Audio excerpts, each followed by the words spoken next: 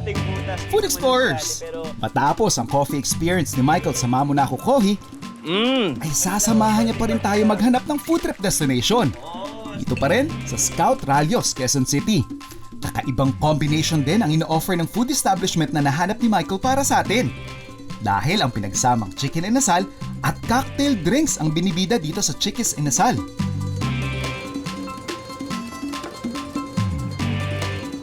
Wow! Lasang-lasang whiskey shot! Last May, nag-add kami ng section wherein we added na parang bar selections and offerings for chickies. So, starting as parang Chicken Inasal, now we're offering different cocktails din. Surprisingly, for the concept kasi, we already operate different bars na rin naman. For Inasal, it's parang pinaka-concept namin is more on the Bacolod style. It's one of the best sellers that we have when it comes to the mga boodle selections namin. So that's the one na pinaka-highlight namin when it comes to other third-party apps and mga party bookings that we serve, yung mga bulk orders namin. It's really the Inasal that's really moving well.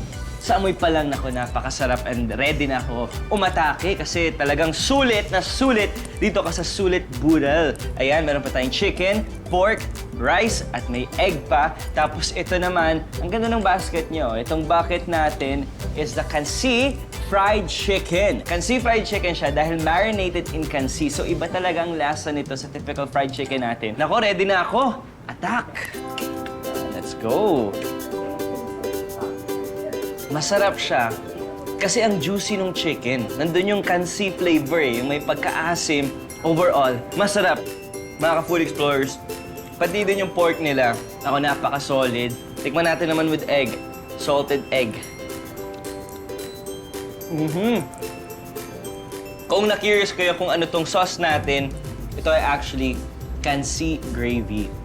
Unique nito, first time ko tikim ng kansi gravy na sakto sa ating kansi fried chicken, Chicken Inasal. So itong inasal na to, may pagka-Bacolod inspiration siya. So may pagka-asim din ng konti. And as you can see, so itsura pa lang, i-dip na natin sa kansi gravy. Ayan, tikman natin.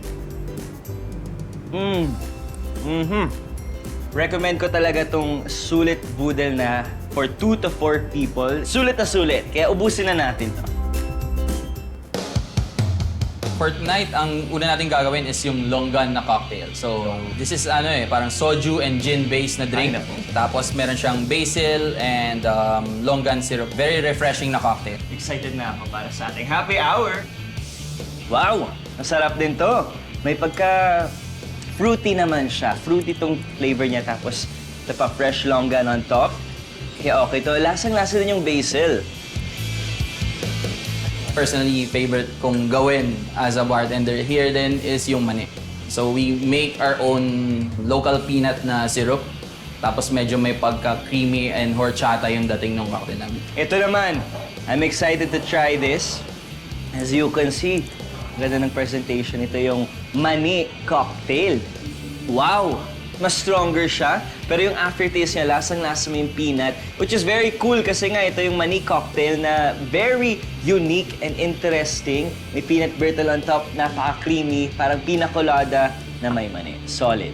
Since we're offering local beers here, we managed na gumawa ng beer tales wherein instead of using mga local spirits, we use local beers to create a cocktail. Itong antibiotiko. So, ito yung pinaka-fast-moving namin. Beer version ng penicillin cocktail. And tikman na natin, tanggalin natin ang ating whiskey shot. Ayan, haluin ng konti.